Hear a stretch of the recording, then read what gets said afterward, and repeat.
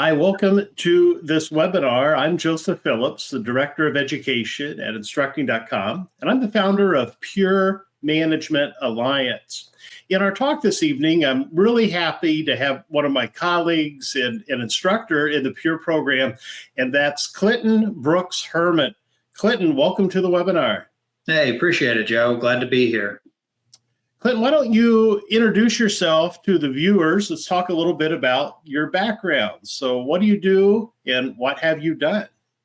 Sure. So as you stated from the get-go, my name's Clinton Brooks Herman. I do go by Brooks, and I know that I have 3 first names and get used to being called all of them. So with that said, though, I'm a principal facilities project manager for a major healthcare provider in the United States. And I'm based in the Houston area and have a team of 6 to 8 project managers working on MEP infrastructure style projects. And my life has kind of been on the owner side. I did have a stint for an internship with a general contractor, and then my first gig outside of work was general contractor, both for K through 12 style projects. And the economy hit. That was fun, as everybody learns and deals with at some point in time. Right. And ended up finding a role with an owner's representative and had absolutely no clue what that meant.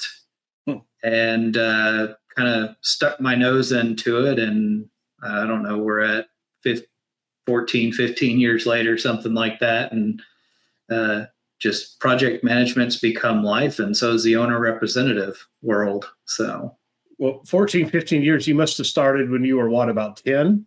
Yeah, somewhere around there. Yeah, right. I think I actually did start in pre-K building stuff for the big old blocks and everything. So what does it mean to be an owner's representative? What's that? Sure. So an owner's representative is an individual hired, whether through contract or directly employed, to be the eyes and ears for that particular entity. So you could think maybe Home Depot, they need to go build a new store, and they don't want to just rely on what a general contractor is telling them and trying to figure that out. It's becoming the translator, if you will, between what the general contractor is telling the institution, Home Depot in this example, and what needs to be let out to the executives, and why do we need to process this change order? Why does it make sense that we need to go cut out 6 foot of dirt on a lot because somebody decided to put a bunch of scrap dirt there? So, yeah. Well, what are the? I imagine in that role, you have to do a lot of conflict management and a lot of communication. What are some challenges that you've had that others can take and apply in their role? Sure. So communication is key as an owner's representative, because you do have to understand how to translate, if you will. It's not from English to Spanish or French, but being able to translate what is coming from the general contractor world or your subcontractors, and then being able to convert that over into your executive leadership team or the design team there, and just being able to have those communications. Sure. Conflict from the GCs might be a little, what's the correct word? Vibrant in their words. I was waiting to hear how you would describe that. That they might be vibrant. They might use some extra verbs to describe things. Sure. And that's not what we can bring to the executive board. That's not what we can bring to the meeting with our employers as the owners' representatives, and being able to translate that and have a strong understanding, but then turn it around, not being as vibrant, but being able to pass that knowledge back to the GC of, no, we need to go this way. Yeah, that's great. That's great. I think that's a really nice way of summing that up, that in any projects, multiple projects. We're going to have conflicts, and communication is really key in that stakeholder engagement. And it's just a unique position that you're in, because I think that for a lot of project managers, where the project may be internal, where you're not a go-between between two entities, but you still find yourself being a go-between stakeholders and sponsors, or your team and so on. It's just maybe a little bit more vibrant in the role that you're in. Now let's, construction management, or projects in construction, we think about industrial work and predicting and knowing how things are going to move forward. How would you compare and contrast that with your background to adaptive or agile or Scrum? And what are some things that you can apply in both? Sure. So the traditional construction world floats in a waterfall method that we all know, the traditional method. Right. And then I think it was late 90s, 2000s that it truly started to come out with Agile and Scrum. They've all kind of been around. Everybody's kind of used it. They just didn't know what to call it until more recent. And that typically floats on the IT side with the Agile, Scrum, and truly utilizing those words. But in the owner's rep realm, we actually float more of a hybrid, if you will, because we need to figure out how to keep things moving forward, because we don't want our general contractor. We can keep them floating on their traditional method, but then we have over here with our executive leadership team seeking faster, cheaper. Right. Well, how do I float in the middle and keep things moving forward, keep it moving quicker, and keep the general contractor moving so that we're not having to have long delays because I need a month to have the conversation and advise why we need to move forward with that particular method. Yeah, I don't know about in the work that you've done, but I know in my experience, we've often said that waiting time is billable time. And yes. We have contractors or vendors that are waiting for a decision. It's just waste. I understand that you got to keep people moving towards something, keep moving forward, as some individuals say. Well, sometimes it turns into dollar signs if you leave them waiting there for too long. So Right, exactly. And then it creates this whole domino effect that there's other vendors where they're interrelated, and this delay causes this delay, and so on. Yes, so it's so important. Yeah, time management and cost management so closely related. I think we can see that very, very much in construction management, because of you're seeing progress or you're not seeing progress, and then you have the whole stakeholder engagement side. Now, what about when we have third-party stakeholders like inspectors, or the people that are inspecting code, or the permitting and so on? How does that figure in with some of your constraints that you have to manage, or even risks that may come in? Sure. So I am within a state entity. So we are the AHJ, or authority having jurisdiction. So we internally do or have an inspection team. And then we also have our, just like any other entity would, a maintenance group or O&M group in our world. And they have to do outage investigations for us. So if I need to go in and shut down that air handler, they have to investigate where it's going to affect down the line and see, are we going to affect patient care? Are we going to affect research or vivariums? And then put that all together and they pass it along. Now, what could affect a whole building, I have to turn in my outages in my particular entity 30 days in advance. But what we've found, even if we do that, there's still other stipulations that it just slows us down. So we've gotten to the point where we try to submit outages and let the investigations occur as soon as possible, if not 90 days in advance, 6 months in advance. If we know that we're going to need that particular outage, we can push an outage out. We can't ever bring it in. And those are different stipulations that can be roadblocks, and you have to figure out how to be adaptive and be able to adjust accordingly.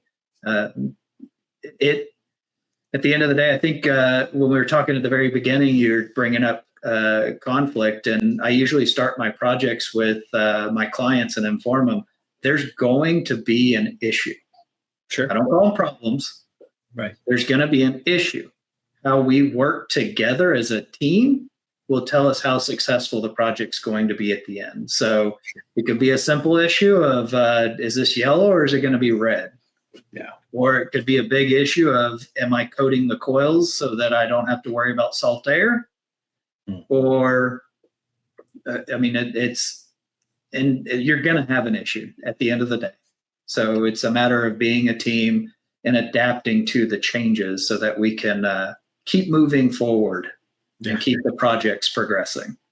Well, I imagine in your discipline, especially in the healthcare domain, there's other concerns we think about, like patient care or facilities to come online and how that affects the resources that may be operating in that facility. So again, we come back to the idea of time and to always be moving towards, some type of a deadline or that ripple effect to communicate that.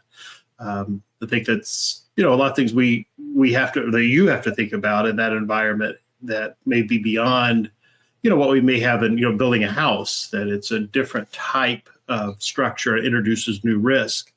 So when we think about risk in that environment, obviously you're thinking about anything that threatens your business value and that threatens the cost and the time and what effect it may have.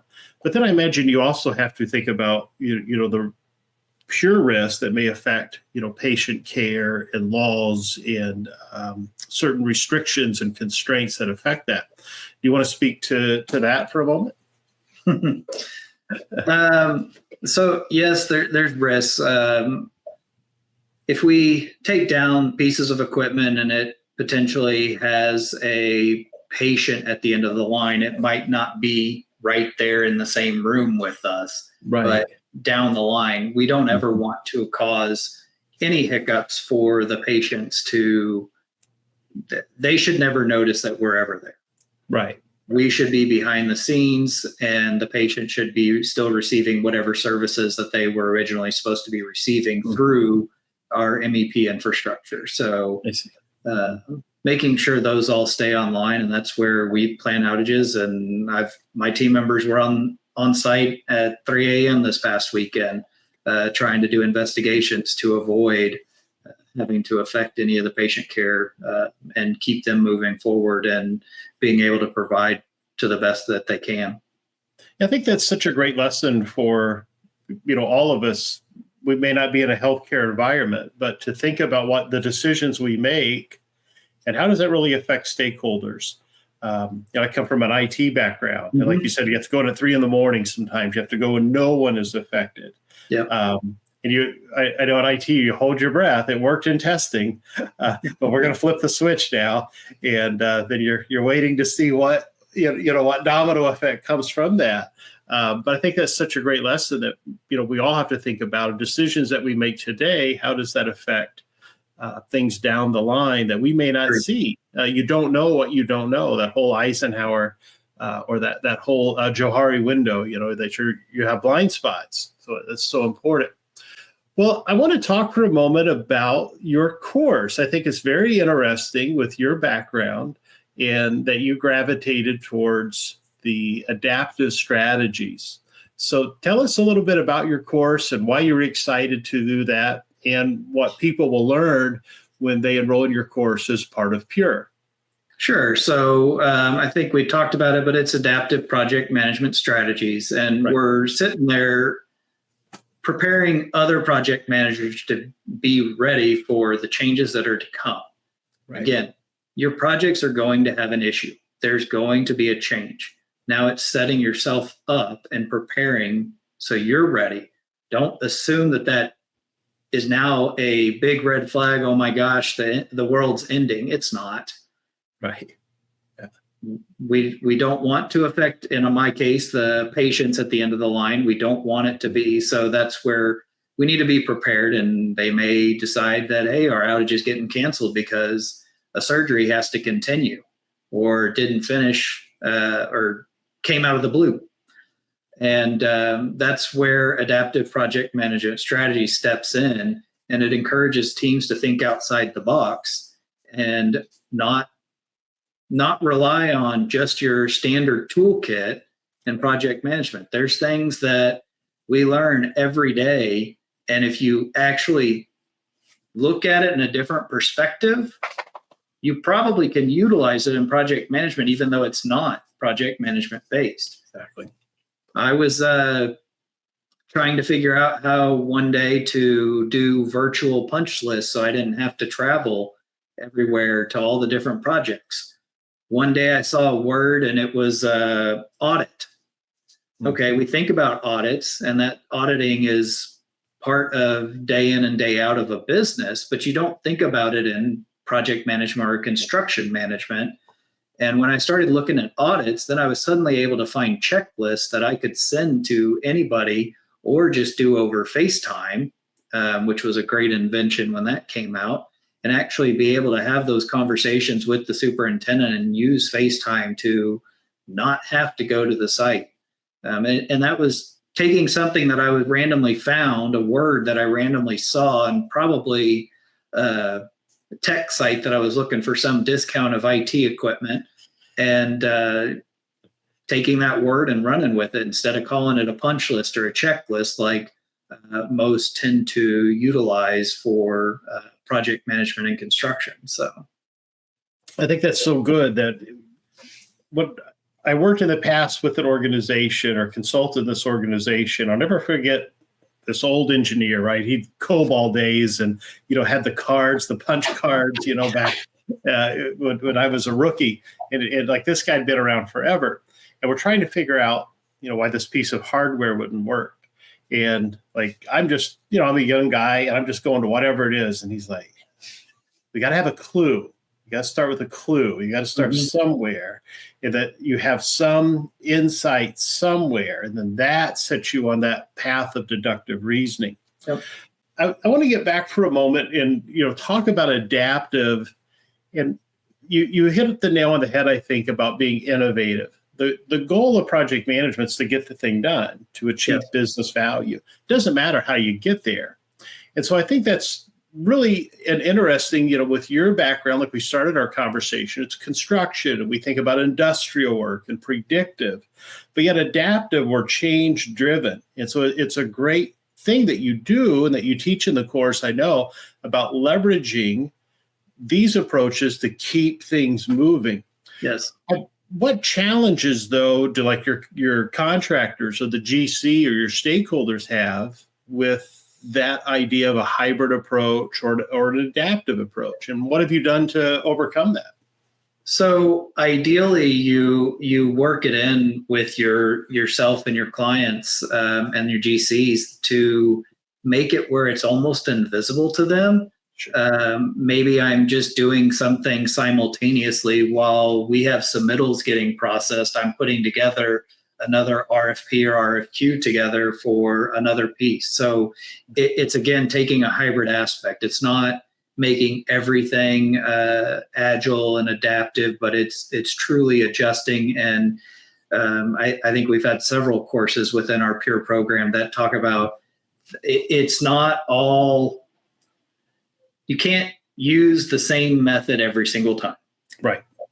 You have to adapt, which is what my course is about. You have to be able to adapt and adjust to fit what the needs are for that particular project. And just because it's one rooftop unit today and another one tomorrow, it's a different building, it's a different client, it's a different general contractor. It's probably a different rooftop manufacturer too. Well, I think that's what I wanted. I was leading you there. I was leading the witness, Your Honor. I watched, a legal movie. But I think that I wanted you to get to that point because it's never the same, that every project truly is unique. Yes. Like I was doing some consulting for a construction company, and they were building homes. Like they would go in and build, they're going to build like 300 homes. Sure. And each home is just 10 minutes ahead of the one next door. Mm-hmm. But it's still not a cookie cutter approach. Every one of those are different, that you have little issues, and you have different, you've got the guy on house A has been, that team's been throwing the cinder block up forever. And the other team, they're pretty new to it. And their wall's a little wavy, or it's a little off by a quarter inch inside. Good luck for the drywall guy. But it's never the same. It's not manufacturing. It's not a punch. So everyone is different. And so that randomness that happens is part of the issue. You don't know what you don't know. You can't predict everything. And that's so important. Well, even with those cookie cutter homes, my cohort actually came from the home building world. I don't believe they were straight cookie cutter like what we're kind of discussing right now, but he actually has a preference to lean towards new PMs within the institution we're at that have a background in home building. Not because of the cookie cutterness, it's because they know how to keep things moving fast. Yeah. And they know how to make sure that they're staying within their budgets and the timelines. Yeah, that's at the end of the day what our owners care for. Yeah, get business value. It's why we're doing the project. You're going to increase revenue or reduce cost every project. And so that is such a great lesson that we can take in any project. You don't want your projects to wait. The waiting time is wasted time. It's expensive to sit around and do nothing. Well, I want to kind of wrap up our conversation here with each instructor that comes on and we do these little talks. I want to give you an opportunity to talk directly to the viewers. And I know you've got years and years of experience, and you've been doing project management and creating things for a long time. So I want you to think about people that may be new or in a different career than yours, and think about your course, your adaptive strategies. So what's some advice that you would just give freely to other project managers that are watching, or people that want to go into project management, that they can take and apply to their work to become more effective or to be a better project manager? Sure. And I think I was watching one of our videos with Robert Heen, and he called out that how to get into project management. You just need to do it. You just need to get into it and start managing projects. And that's so true. And the knowledge that you have from, if you're in a different industry, you're wanting to go from being an accountant to now you're thinking you want to get into IT project management or construction project management or facilities management. All of them, the accounting piece will bring forth something that you need inside of project management. We all have to manage budgets. We have to manage time, and an accountant will know how to keep those numbers together much better than somebody that just goes straight into project management. I was even thinking the other day, what programs are out there, what masters or PhDs that are out there that don't help out project management. And I couldn't come across anything directly right off the bat. I'm sure there's something, but I just like I brought up accounting now, that somehow affects it. Engineering comes into play. Maybe you would think English wouldn't, but sorry, we have a lot of communication and project management, and we do a lot of writing. So at the end of the day, don't think that whatever you've done in the past won't help you for tomorrow in your project management role or goals to get into project management. So just keep striving, and you'll get there. Absolutely. I think that we've already, to some extent, have underscored that. We talked about having a clue, or what you look for in one area helps you in this area. Mm-hmm. And there's so many, and I know you meet a lot of people that come to you and they ask questions about Pure and the program and being a PM, as do all of us in the program. And often people begin that conversation with, well, I was a school teacher, mm-hmm. or I was a manager or a salesperson. Where do I start with project management? And it's to not discount your experience. All of those roles touch project management. They have a great influence on your success as a PM. that there's always things that you can leverage and to be innovative, like we talk about in your course. Yep. So I want to really thank you, Clinton, or Brooks or Herman, for your time. I know you're a busy man, and I appreciate you coming on and talking to our viewers. I would encourage you, those of you who are watching, to reach out to Clinton, connect with him on LinkedIn, very active on LinkedIn. And I would also encourage you to come to Pure Management Alliance, and you can check out the Pure program. You can watch a free 1-hour PDU, no obligation, but it will really give you the groundwork, create a strong foundation for what we're trying to do in Pure, this very talented group of instructors. So I want to thank you for your time and attention. Reach out to Clinton and keep moving forward.